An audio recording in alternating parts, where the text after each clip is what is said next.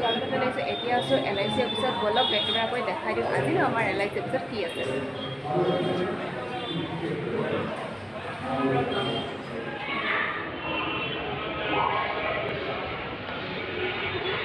এতিয়া যাওঁ ভিতৰলৈ। এয়া 68 ইঞ্চুৰেঞ্চ উইক চেলিব্ৰেশ্যন। বলক ময়ো ওপৰলৈ যাওঁ, চেলিব্ৰেট কৰোঁ আৰু আপোনালোককো দেখাম যে আমাৰ LIC উইক চেলিব্ৰেশ্যন কেনেধৰণে হয়। ষ্টেপলৈ উঠি আহোঁতেতো বেলুন দি ধুনীয়াকৈ সজাইছে আৰু এয়া অফিচৰ ভিতৰলৈ সোমাই আহোঁতেও বহুত ধুনীয়াকৈ গেটখন বেলুন দি সজাইছে আৰু ভিতৰতো বহুত ধুনীয়াকৈ বেলুন দি আৰু ধুনীয়াকৈ ডেক'ৰেশ্যন কৰিছে। আৰু তিৱা ড্ৰেছ পিন্ধি থকা ল'ৰা ছোৱালীবোৰ দেখিছেনে, তেওঁলোকে তিৱা নৃত্য প্ৰদৰ্শন কৰিব স্পেচিয়েল গেষ্টবোৰক আদৰণি জনোৱাৰ কাৰণে। ৰেডি নে? গুড, বঢ়িয়া আহিছে, বঢ়িয়া, একদম ফাৰ্ষ্ট ক্লাছ।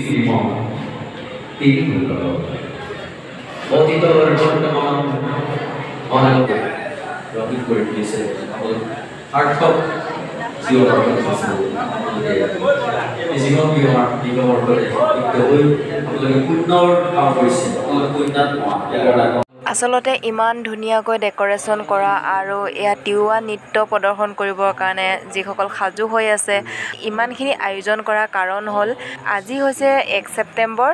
1 ছেপ্টেম্বৰত যিহেতু এইবাৰ দেওবাৰ পৰিছে, সেইকাৰণে 2 ছেপ্টেম্বৰ দিনাখন এই চেলিব্ৰেশ্যনটো কৰা হৈছে। প্ৰতি বছৰে 1 ছেপ্টেম্বৰত LIC অফিচত এনেধৰণে LIC বাৰ্থডে চেলিব্ৰেশ্যন কৰা হয়। অকল মৰিগাঁৱত বুলি নহয়, অল অভাৰ ইণ্ডিয়াত LIC যিমান অফিচ আছে 1 ছেপ্টেম্বৰত চেলিব্ৰেশ্যন কৰা হয়। 1956 1 ছেপ্টেম্বৰত দিনাখনে জীৱন বীমা নিগমৰ মানে LIC জন্ম হৈছিল।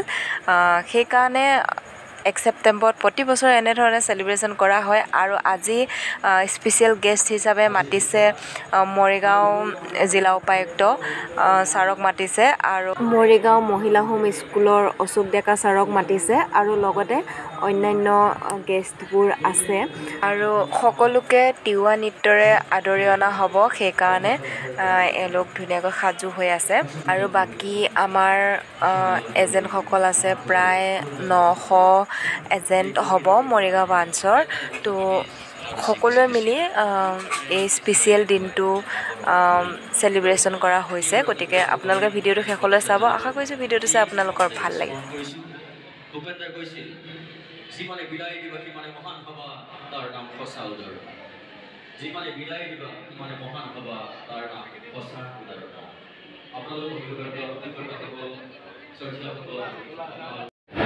আপোনালোকৰ জীৱন বীমা নিগমৰ সপ্তাহজোৰা এই কাৰ্যসূচী আজিৰ ব্যক্তি মুখ্য অতিথিসকল 10 মিনিটৰ ভিতৰতে তোৰে মোৰে আলু পৰে যাত্ৰা, তোৰে মোৰে আলু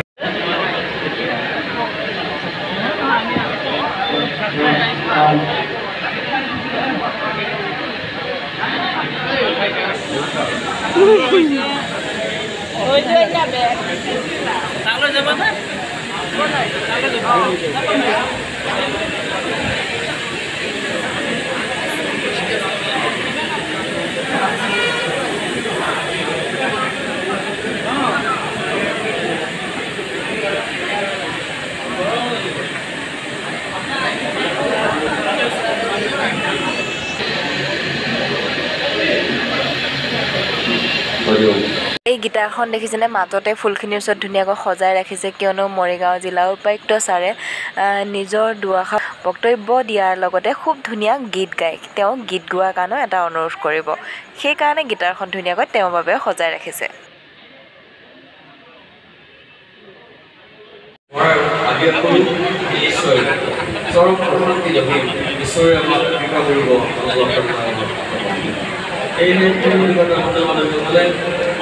এই জীৱন বীমাৰ সংযুক্ত হৈ যিসমূহ কাৰ্যসূচী ৰূপায়ণ কৰি আহিছে, যাৰ বাবে মানুহৰ বাবে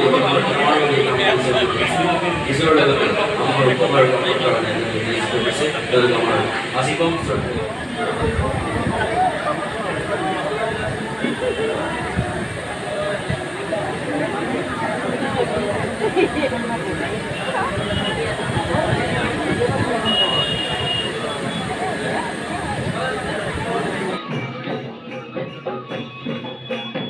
এয়া আমন্ত্ৰণীয় ব্যক্তিসকল আহি পাইছে, গতিকে তেওঁলোকক আদৰি আনিছে।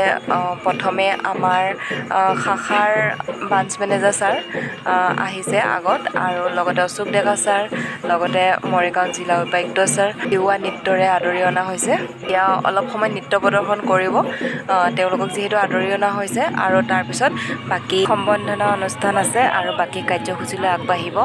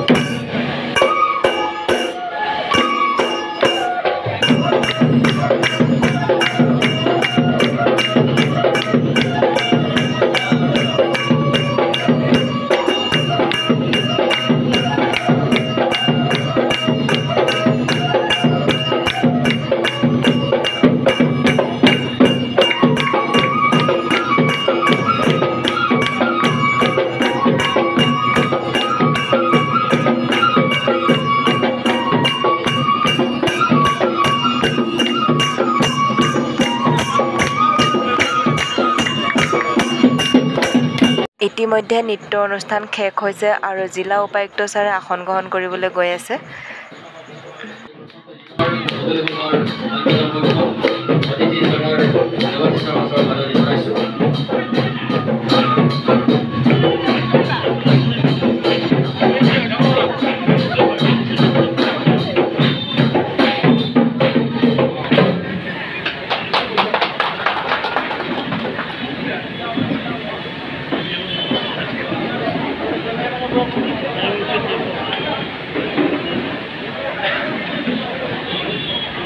এতিয়া আমাৰ সকলোকে থিয় হ'ব দিছে অলপ সময়ৰ কাৰণে আমাৰ যোনটো জীৱন বীমাৰ সংগীত হয় সেইটো গোৱা হ'ব।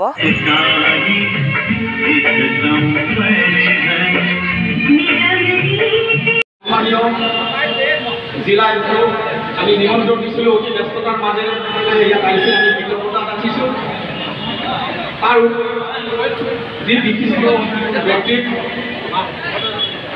আজি আমি নিমন্ত্ৰণ দিছিলোঁ তেওঁলোক হ'ল সমাজকৰ্মী অশোক ডেকা ডাঙৰীয়া আৰু ডক্টৰ অংশুমান দাস লোক সংস্কৃতিৰ ভৱিষ্যত বিশিষ্ট চিন্তাবিদ। আমি আটাইকেইজনক ভাৰতীয় জীৱন বীমা নিগমৰ ফালৰ পৰা আন্তৰিক শুভেচ্ছা অভিনন্দন আৰু কৃতজ্ঞতা জনাইছোঁ। আমি খুব ব্যস্ততাৰ মাজত যিহেতু আমাৰ সন্মানীয় আয়ুক্ত মহোদয় ইয়ালৈ আহিছে আমি দেৰি নকৰোঁ। আপোনালোকে নিশ্চয় জানে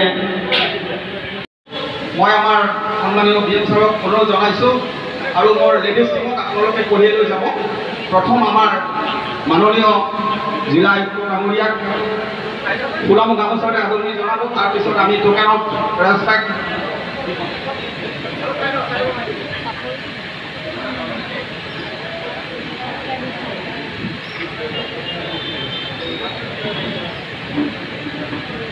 এতিয়া আমাৰ সন্মানীয় আয়ুক্তগৰাকীক সম্বৰ্ধনা জনাইছে হাত চাপৰি দিব।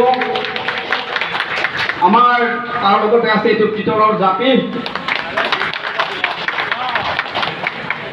তাৰ লগতে আছে এখন কিতাপ। গতিকে আমি যিদৰে আদৰিব লাগিছিল তেনেধৰণৰ কৰা নাই। ছাৰ আমাৰ অক্ষমতাক ক্ষমা কৰিব আপুনি।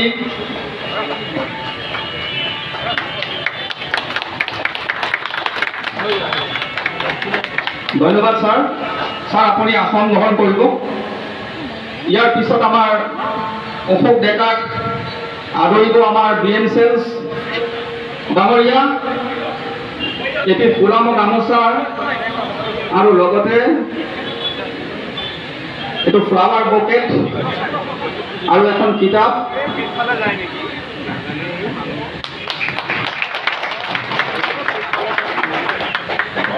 মই আমাৰ প্ৰশাসনিক বিষয়া দেদাক মই মাতিছোঁ।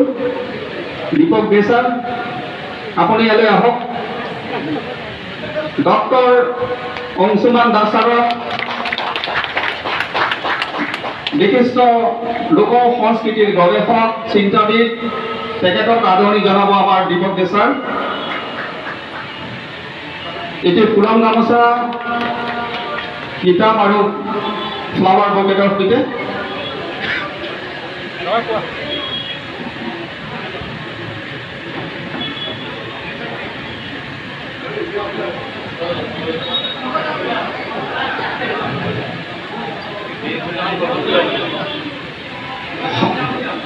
ডক্টৰ অংশুমান দাস মহোদয়ক সম্বৰ্ধনা জনাইছে আমাৰ প্ৰশাসনিক বিষয়া দীপক দে মহোদয়।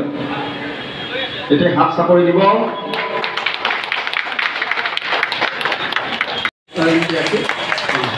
ইয়াৰ পিছতে আমি অনুৰোধ জনাইছোঁ আমাৰ দেউৰী বিকৰ্ণ দেউৰী MDRT আৰু তেওঁ চেঞ্চুৰিয়ান এইবাৰ 100 তেওঁ কৰিছে কমপ্লিট কৰিছে। 100 নাম্বাৰ্ছৰ পৰা কমপ্লিট কৰিছে for the financial year 2024-25। Congratulation mister Bikarna Deori, congratulation. এতিয়া ইয়াৰ পিছত আমাৰ লাষ্ট বাট নট লিষ্ট সৰ্বশেষত আমি নিমন্ত্ৰণ জনাইছোঁ বাদল দে। তেখেতে এইবাৰ ফাৰ্ষ্ট চেঞ্চুৰিয়ান। তেখেতে ফৰ দ্য ফাইনেন্সিয়েল ইয়াৰ 2024-ত তেওঁ 24-25ত তেওঁ হৈছে আৰু তেওঁ আনন্দ আমাৰ যিটো এপ আছে তাত এতিয়া তেওঁ 49 লাইভ কৰি তেওঁ প্ৰথম হৈ আছে। ধন্যবাদ sir. Central government securities, 2 number hitam state government securities, 3 number housing, infrastructure development, power generation, electricity, irrigation, water supply, road. আজি জীবন আমরা রাস্তাঘাট দেখিছে, ফোর লেন দেখিছে, তার সিংহভাগ কিন্তু আমার ভারতীয় জীবন বীমা নিগমৰ পৰা লৈছে।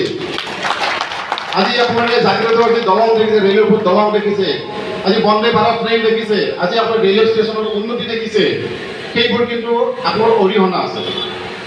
যোৱা বিত্তীয় বৰ্ষত ইণ্ডিয়ান ৰেলৱে ভাৰতীয় জীৱন বীমা নিগমৰ পৰা 1,50,000 crore ধাৰলৈ লৈছে। কিমান টকা? 1,50,000 crore 1,50,000 crore ৰেলৱে দিছে। সেই ৰেলৱে এই ডেভেলপমেণ্টৰ কাম বৰ কৰিছে। LICৰ পৰা চেণ্ট্ৰেল চৰকাৰে কিমান টকা ধাৰলৈ লৈছে সেইটো আমাৰ ব্ৰাঞ্চ মেনেজাৰ ছাৰে আমাক কৈ আছে। সেই টকাবোৰত আমাৰ এজেণ্টসকলৰো বহুত বেছি অৰিহণা আছে, সেই কথাটো কৈ আছে। ৰেলৱে ডিপাৰ্টমেণ্টক ধাৰলৈ দিছে, ট্ৰেইন বনোৱাৰ ক্ষেত্ৰত, ব্ৰিজ বনোৱাৰ ক্ষেত্ৰত, ৰাস্তা বনোৱাৰ ক্ষেত্ৰত সকলোতে LICৰ পইচা। আজিৰ এই সভাৰ বিশিষ্ট অতিথি সন্মানীয় ডেকা ছাৰ, সন্মানীয় ডক্টৰ দাস ডাঙৰীয়া, সন্মানীয় ব্ৰাঞ্চ মেনেজাৰ শ্ৰীযুত প্ৰধান আগবঢ়োৱা প্ৰতিগৰাকী এজেণ্ট, প্ৰতিগৰাকী বিষয়ববীয়া, প্ৰতিগৰাকী নাগৰিক, প্ৰতিগৰাকী LICৰ তথা ভাৰতবৰ্ষৰ বন্ধু, জয় জয়তে আজিৰ এই শুভ দিনটোত আপোনালোক সকলোলৈকে মই মোৰ আন্তৰিক শুভেচ্ছা, শুভকামনা আৰু অভিনন্দন জনাইছোঁ। খুব পপুলাৰ এটা এডভাৰটাইজমেণ্ট, জিন্দগী কে সাথ ভি জিন্দগী কে বাদ ভি। আমাৰ দেশখনৰ উন্নয়নত সেই পইচাখিনি লাগিছে, সেইষাৰ আমি কথা নিশ্চয় চাব লাগে। আৰু মোৰ দৃঢ় বিশ্বাস যে LICয়ে আজি যি 1956 চনৰ ধৰি আজিলৈকে যি অভূতপূৰ্ণ যি অৱদান আগবঢ়াইছে, আমি প্ৰতিজন ভাৰতবাসীয়ে, প্ৰতিজন ভাৰতৰ নাগৰিকে সেইষাৰ কথা উপলব্ধি কৰিব লাগিব। আমি কেতিয়াও পাহৰি যাব নোৱাৰোঁ। আৰু আমাৰ লগত অকল জিন্দগী কে সাথ ভি জিন্দগী কে বাদ ভি নহয়, জিন্দগীৰ আমাৰ গোটেই জীৱনৰ প্ৰকৃততে আমাৰ বন্ধু হৈছে LICকে দিয়া। কৈছিলে এটা গীত গাবলৈ, সেই গীতটো অত্যন্ত সুন্দৰ গীত, কিন্তু তাৰ লগতে মই ভাবোঁ যে ভূপেন্দ্ৰৰ এই গীতটি আজি LICৰ লগত আটাইতকৈ মিলি যাব, সেইকাৰণে গাইছোঁ।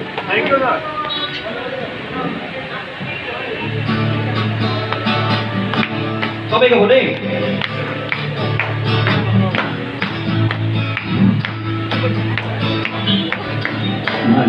মানুহৰ বাবে অনুৰাভাৱে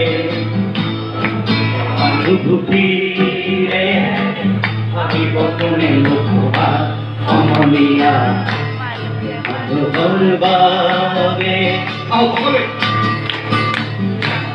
মানুহৰ বাবে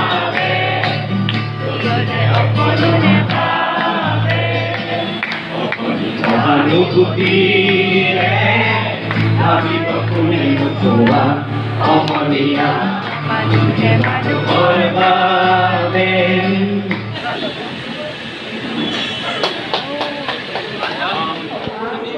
ইতিমধ্যে সমাপ্ত হৈছে।